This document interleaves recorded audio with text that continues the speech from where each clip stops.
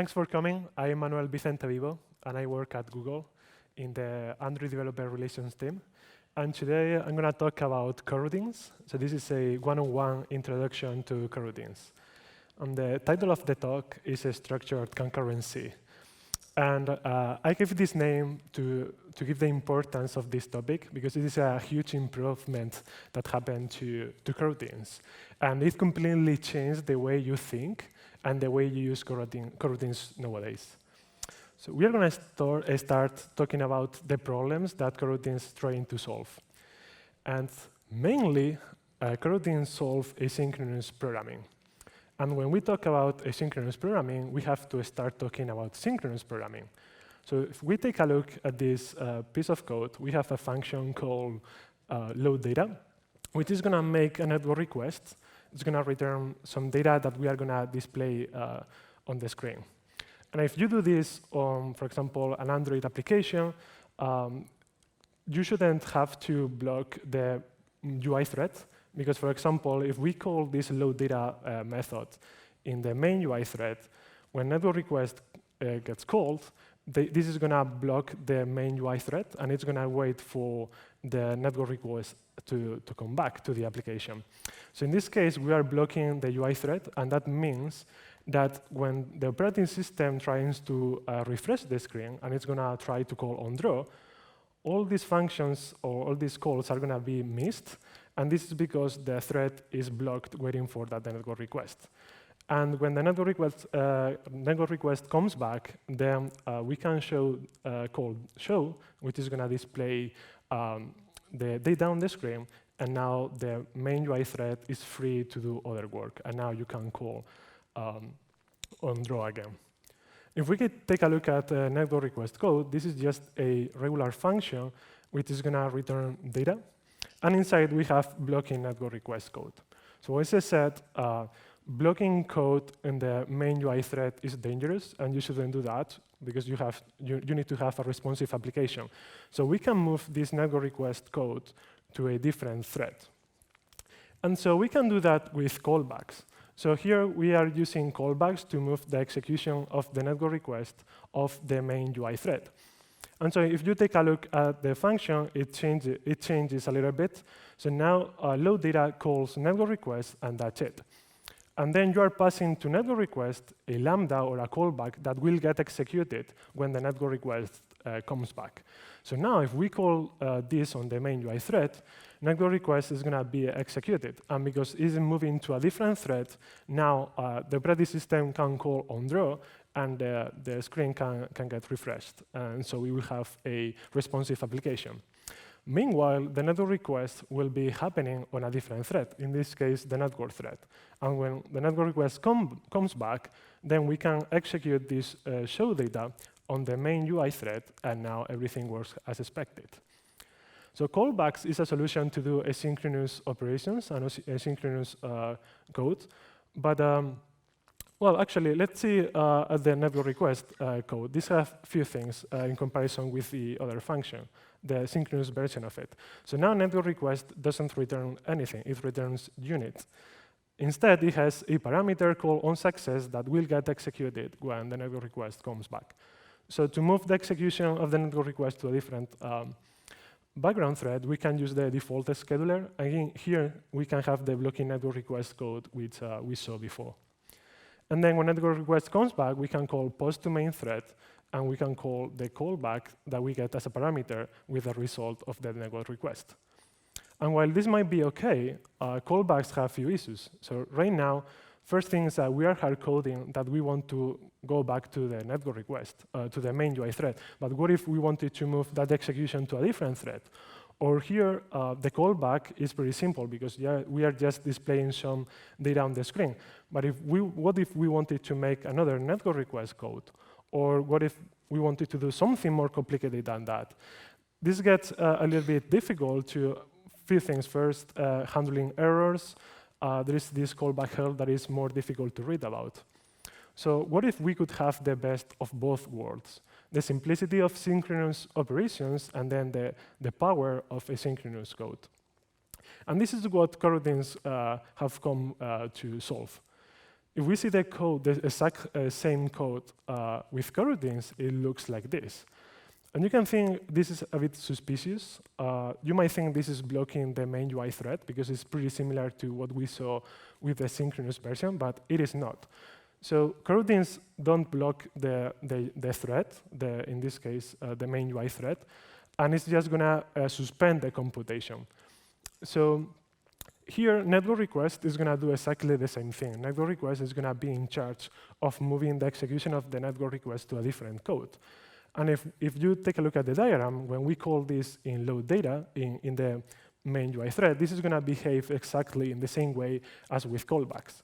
So network request gonna move the execution to a different thread, and then the result of that, it's gonna be displayed, or it's gonna be called on the main UI thread.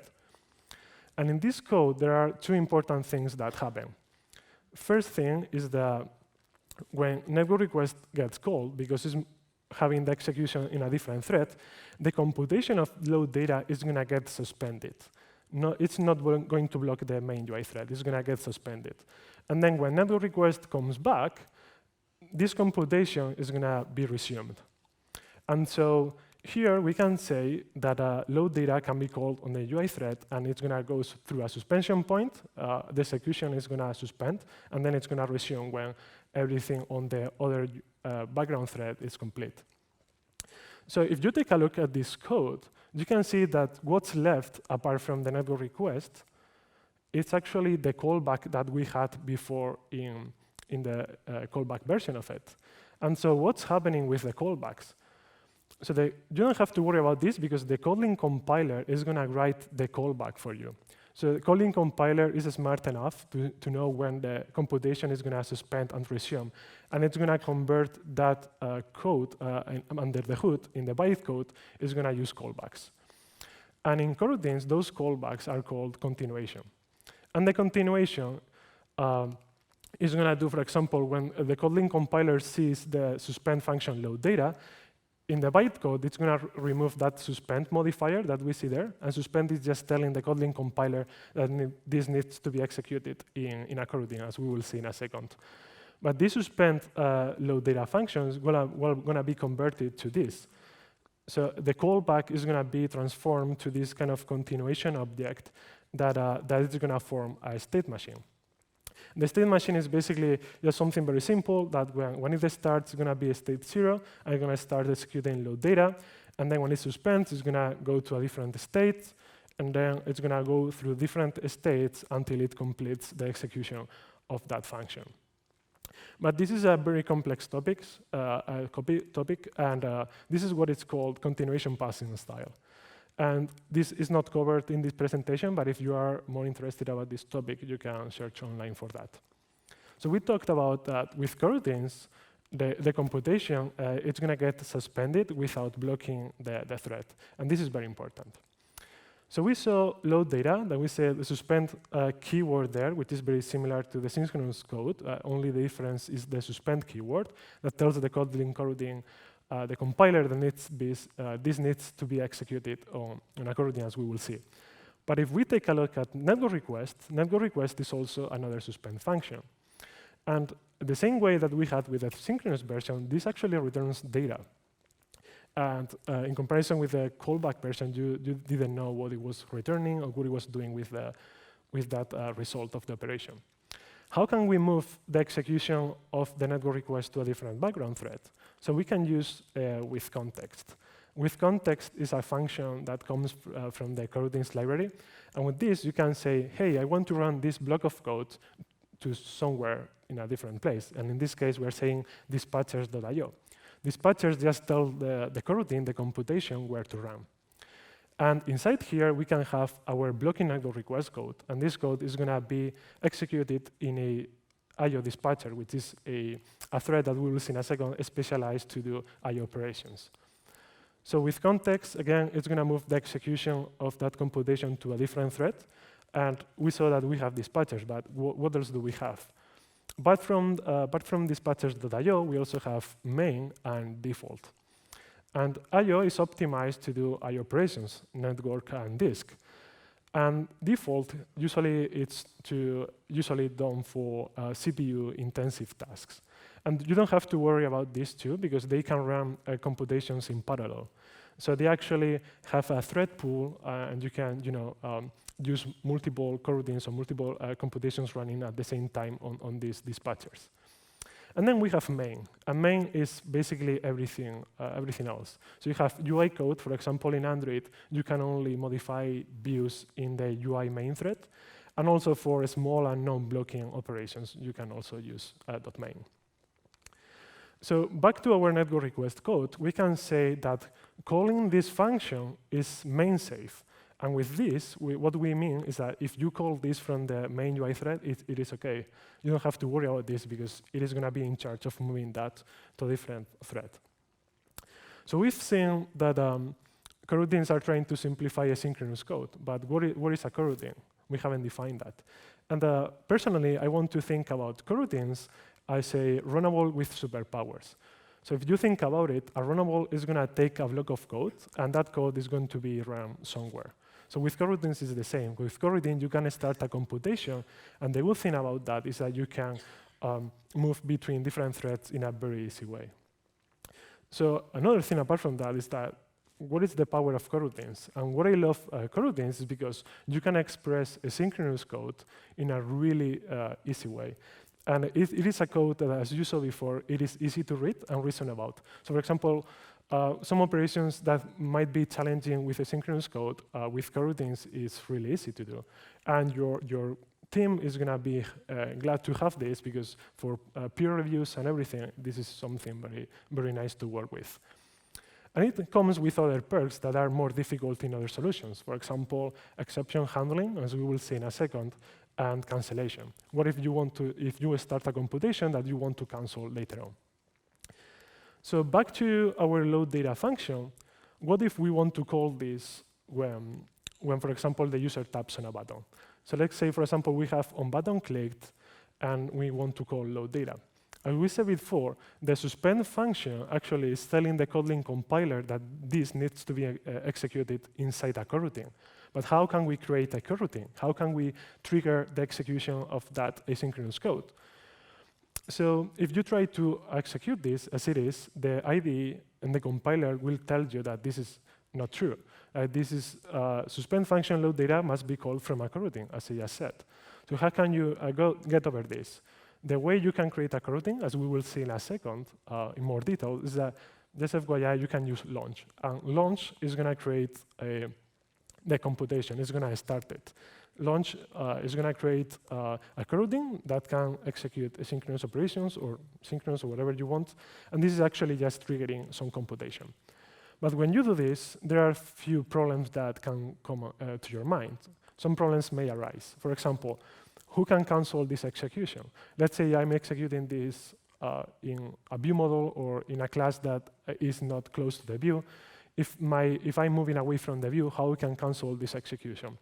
Or if I have multiple executions running at the same time, can I attach them to a life cycle so all of them can be canceled at the same time? And if, for example, if load data throws an exception, how can I manage that? How can I recognize that, hey, something failed and now I have to take care of this?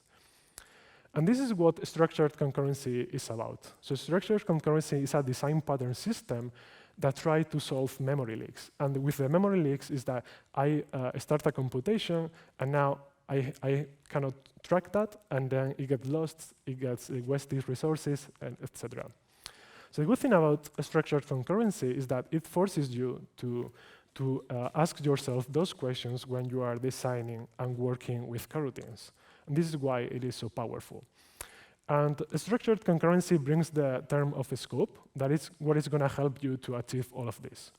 So on a scope, in coroutines, it's going to help you keeping track of the coroutines, or said another way, it's going to keep track of those computations that you start. And also, it is going to give you the ability to cancel them in a really easy way, as we will say. And then gets exceptions as well. So when you start a computation, a scope is going to get that exception, and it is going to manage in a way that we will see in a second. So back to our code now. As we said, on button clicked, we said that, hey, this can get lost in so many ways. Actually, with a structured concurrency and the stable versions of coroutines, this is going to give you an error. And the error says that launch must be called in a scope. So now, with a structured concurrency, every computation that you start needs to be executed within a scope. So how can you create a scope? So back to our sample. A scope is just a regular variable that you might have in a class. And we can define it like this. Variable scope equals to a coroutine scope. And here you can give the default dispatchers that it is going to use if you don't specify any. So in this case, we're going to say, OK, a scope, everything that you start, you are going to start that computation on dispatchers.main. And so now, to get rid of that error, you can call scope.launch. And actually, this works. So now, on button click, you can call scope.launch and call load data. Load data is going to start the computation on dispatchers.main because it was the default. And so here, what happens if load data throws an exception? Well, the scope is going to get notified, and a scope will know what to do with it. And this also, as structured concurrency, brings this kind of parent-child relationship, where the scope is going to create everything. And so the scope is going to be the parent.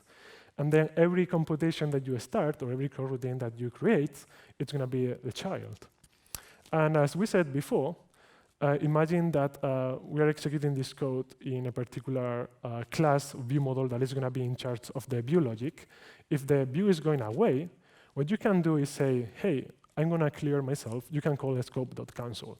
And a scope.cancel will cancel all the ongoing coroutines that are running at that time.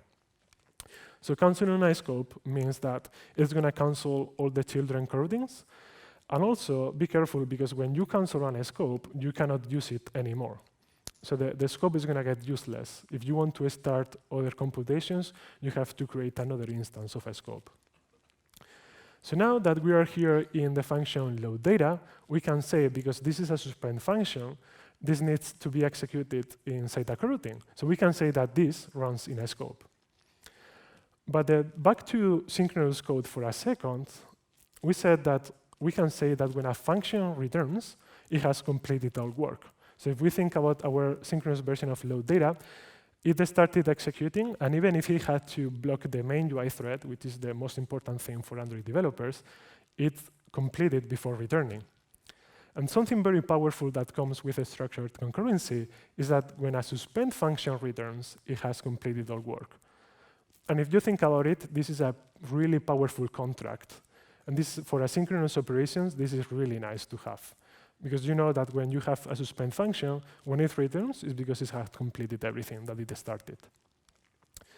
So we're going to see now how we can handle these different exceptions with scopes. So here, when we declared the scope before, actually, I lied a little bit. And here, when you create a scope, you can also give it a job. And the job is going to give that kind of behavior, what to do when you are dealing with different coroutines. So in this case, when you configure the scope with a job, is that when a child fails, it is going to propagate the cancellation to other children. That means that everything is going to get canceled. And when the scope knows that a child failed, it is going to propagate the exception up. So in this case, if we are calling it from a view model, it might be that it propagates the exception up to the thread, and it might make the application crash. So what does it mean here? So here we have on button clicked, and when load data fails, it is going to first cancel all the remaining work that this scope is doing, and also it's going to propagate the exception up. But here, if we are in a view model, this might make no sense at all. Like if like loading the data failed, I don't want to cancel the stuff. How can we configure the job or the scope to do something different? Instead of job, you can use SupervisorJob. And with a SupervisorJob, the failure of a child is not going to cancel other children. And when a failure is notified, the scope is not going to do anything. So in our example, this makes a lot of sense, because if load data fails, I don't want to cancel other remaining work that this view model can do. And also, I don't want to propagate the exception up and make the application crash. So we're going to see TLDR for this section, and because it's really important for me. So we can say that when a suspend function returns, it has completed all work. This is very nice to have in asynchronous programming. When the scope gets canceled, it's going to cancel all the children. And then when a coroutine errors out, you can say that the scope is notified. And depending on the configuration with job or supervisor job, it's going to do different things. Cool. So we saw before that we can use launch to create coroutines. And we're going to see other different ways that you can do this. So this brings us to the launch versus async battle. So here, launch and async are the two only ways you can create coroutines. And so these are the first similarities. So we are going to see similarities and differences between these two ways. They are going to create coroutines, and they say you can start a computation with these two.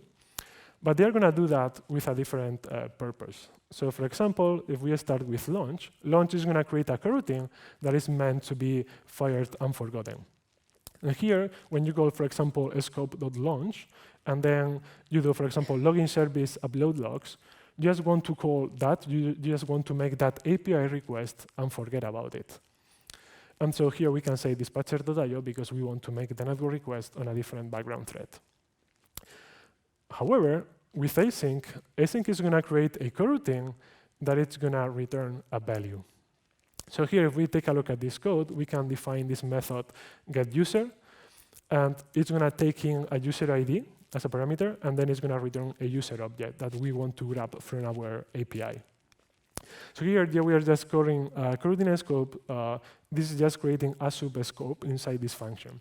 But what is important is that we can, because we are inside a scope, we can call async, and async is going to start the computation. And in this case, inside it, we can call user service getUser to get a user from our API. And so if you take a look, this actually returns a deferred object. And you can think of a deferred object as a future or a promise in Java. And with that deferred object, you can call await.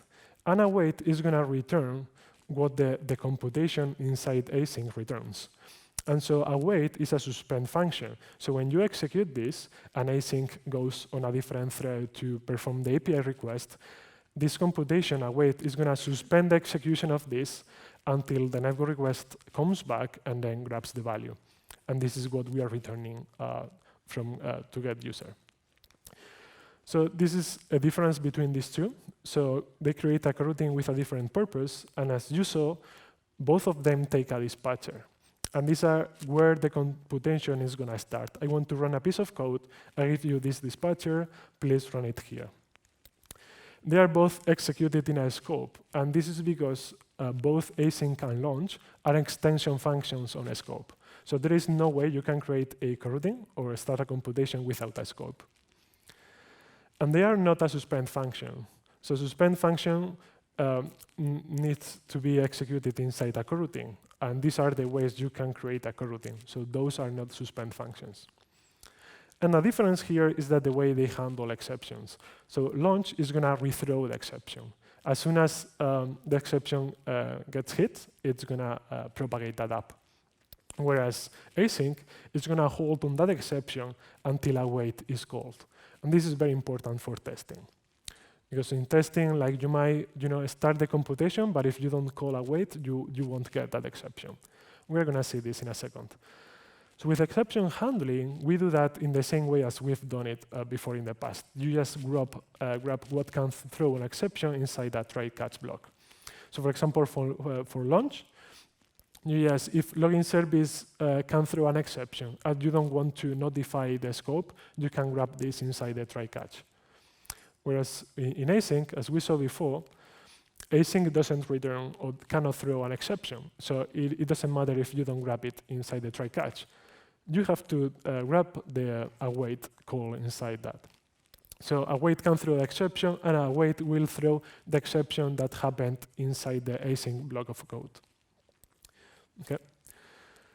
So here, we're going to see this computation. So we are calling scope.launch. So we want to start a computation on dispatchers.io. And here we are going to read a list of files. And so what happens if we call scope.cancel? Is that execution going to stop somehow? Well, it turns out that it is not going to stop. So if you think about it, we are running something very expensive on an IO thread. And the thread is going to be very busy reading those files. Even if we call scope.cancel, it is not going to do anything because it's not listening for that. And this is why we said that cancellation requires cooperation. If you want to make this code cancelable, to be able to cancel this operation, you have to cooperate, and you have to check if the coroutine is active or not. So in this case, before starting reading a new file, you can check, hey, is the coroutine, is the computation active or not? And then if not, you can exit from the coroutine. So here, break is actually exiting or breaking from the for loop. And because there is nothing else to compute, then the coroutine finishes. So we've been creating a lot of functions across the presentation, and some functions were suspend functions, some others weren't. So what's the deal with that? When do you have to mark a function as suspend? So this is a very simple question, because you just mark your function as suspend when it calls other suspend functions. So here, load data was a suspend function. Why? Because we called network request, and network request was a suspend function. Why was network request a suspend function? If you remember it, network request was calling with context. And with context, if it's apart from a method from the coroutines library, it's a suspend function. And we cannot change that because it's part of the library. And so in this case, whenever you call a suspend function, you have to make your function suspend. And if not, you have to call it inside a coroutine. And for example, when you call other functions from the coroutines library, other third parties, you have to either call it directly or call it inside a suspend function. So when not to mark a function as suspend? This is completely the opposite, when it doesn't call other suspend functions. You might have expected that because it's pretty easy. So for example, on button clicked is not a suspend function, because on button clicked is just calling scope.launch. And launch, we said before, launch is not a suspend function. So general tip here, I would say that don't mark a function as suspend unless the compiler yells at you and say, hey, you have to make it suspend. And if that happens, is one, you have to make your function suspend, or two, you have to start a computation with either launch or async. Cool. So now we are going to go and talk about a very important topic, which is unit testing. So sometimes when you work with a new technology, you want to try it all. You want to try the best features and everything. And now when you look at it back and say, hey, I have to test all this madness, how can I do it? And testing asynchronous code is always difficult because it is going to go through a different thread, what's happening there, and we want our unit test to be fast, reliable, and accurate. And we're going to see different use cases you have to think when unit testing coroutines. The first thing is that my test is not going to create a new coroutine. So for example, what if we want to test load data? Load data is a suspend function. This needs to be called inside a coroutine, but this is not creating a new coroutine. Load data, even if it's moving to a different thread, it is OK. We are not testing my test is not creating new coroutines. We are just testing a suspend function. How can I do that? So you can use runBlocking. So imagine that we are testing load data. So we're saying my view model, and now I want to call load data. runBlocking is a function that is available in the coroutines library that lets you call suspend functions directly, and it's going to execute that function in a synchronous way. Synchronous, not asynchronous. And so in this case, even if it's moving to a different thread, with context and everything will be executed synchronously on this block of data. So here we can say that show did something. We can assert that something happened there, because we know for sure that that's going to be executed synchronously, and it's not going to go through a different thread. So this is the easy way to do that. the easy use case is that I'm not creating new coroutines, so it's all good. But what happens if you want to test something that creates a new coroutine? So imagine we want to test on button clicked. And on button clicked is creating a new coroutine. And here we are using dispatchers.main. And this is not the test thread. So when you are running a test, the execution is running on a separate thread. And when we want to test that, it is a bit challenging, because if you call this is going to go through to a different thread, and it's going to make the network request in a background thread. And so can we use runBlocking to execute this synchronously? Turns out that you cannot do that, because on button clicked is not a suspend function. And so even if you call this, on button clicked will be executed synchronously, and that's OK. But then everything else will be happening on a different thread, so the test will fail. What if I try and don't do anything? Well, it might work or might not.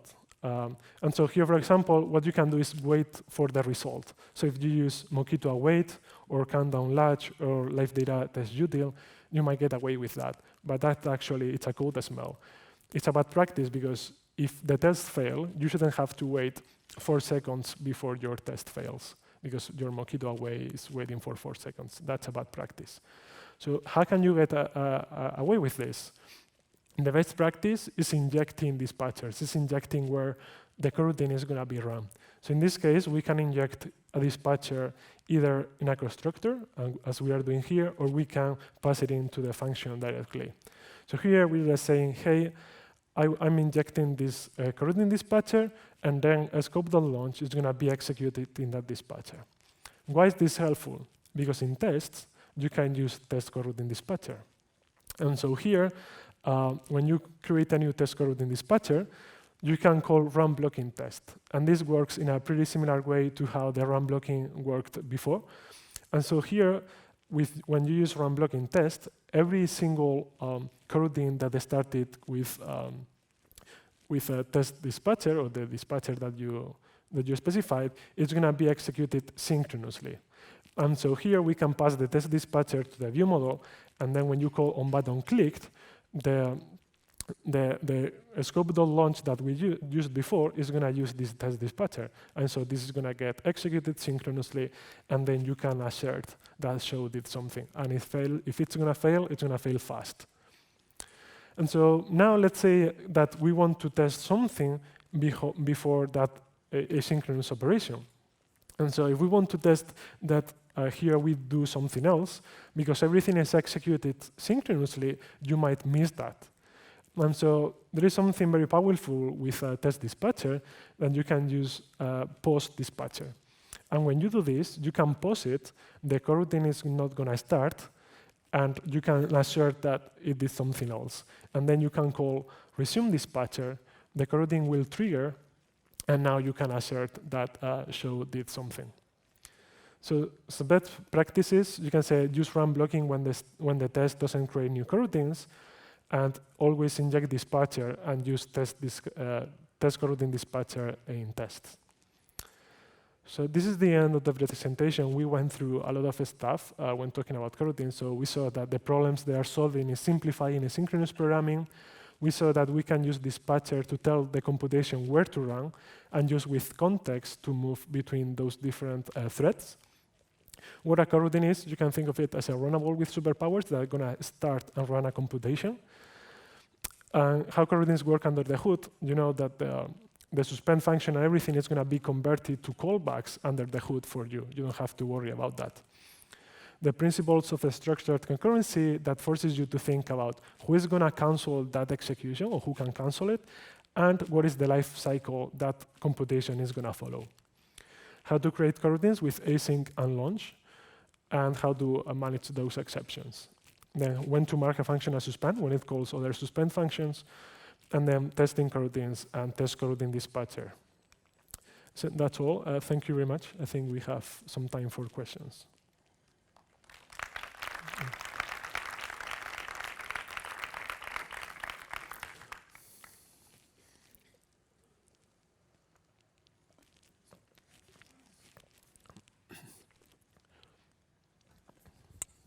Hi.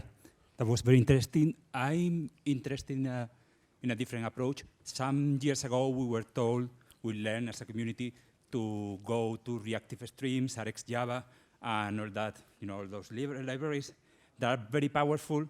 Now it seems like the Android best practices are moving to coroutines. What would be the pros and cons of using reactive versus coroutines? It covers all the functionality. It comes a bit short in some use cases. What's the advice there? So yeah, that's a pretty good question. So RxJava is actually a library to do reactive streams, and by so it's good to do a streaming of data. The problem is that RxJava is being overused over these years because there wasn't really another solution, to be honest. And so usually people use just RxJava to perform network requests on the background, and that's it.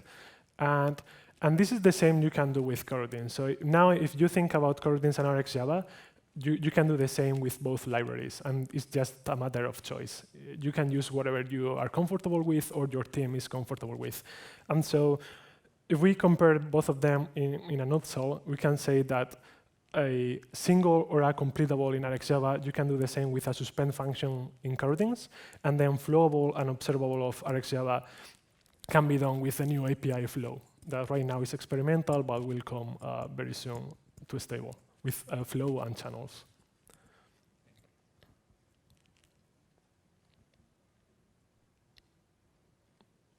One question in the middle.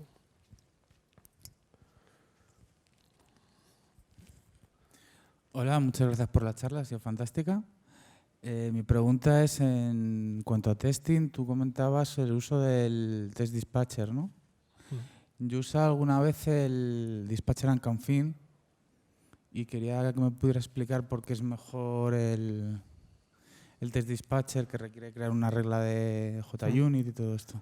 Sure. So for English speakers, is comparing before people recommended to use dispatchers.unconfined for tests, and now I'm saying, hey, don't use that, use test coroutine dispatcher.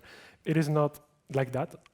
So unconfined is good for some particular reasons, and the problem with that is that unconfined is good for just specific use cases, and test coroutine dispatchers is kind of the complete version of it. With test coroutine dispatcher, you can pause coroutines, you can resume them. Those limitations exist with unconfined. So if you have unconfined, it is okay, it is a valid solution. But in the long term, you might encounter few things that you might want to get solved with test coroutine dispatcher. But it is a good solution too.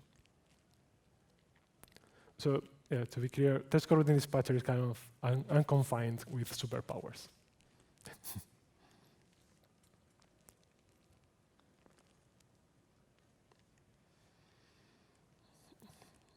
Cool. I think that's it. Thank you very much for your time.